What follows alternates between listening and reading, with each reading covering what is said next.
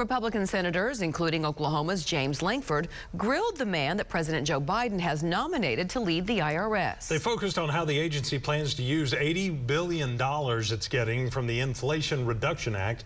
Alex Cameron is following the hearing from our News on 6 Washington bureau.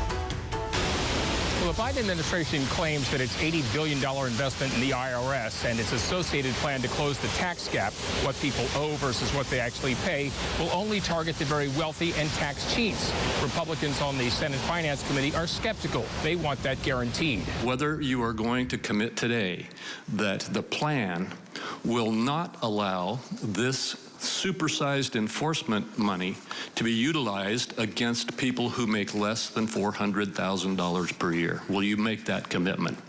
Senator, yes. IRS Commissioner nominee Daniel Werfel assured Republicans the new funding would not be used to increase audits of working-class Americans and would be used to improve customer service. The bottom line is, as always, what will build trust with the taxpayers? Senator Lankford had additional concerns. Let me ask you a couple quick questions. Among them, what Werfel plans to do about a change in the tax code starting this year, requiring third-party settlement organizations, TPSOs, like eBay, PayPal, and Venmo, to report annual transactions totaling more than $600 to the IRS. Part of the American Rescue Plan and part of rescuing America, apparently by my Democratic colleagues, was getting information about my Venmo transactions with my daughter to the IRS. Werfel said he's aware of the concerns and will be watching for problems. And if it comes to be that we see that there's opportunities for certain personal transactions to not be included, let's talk about doing that. Well, published documents on the IRS website make clear that the law is intended to only track business transactions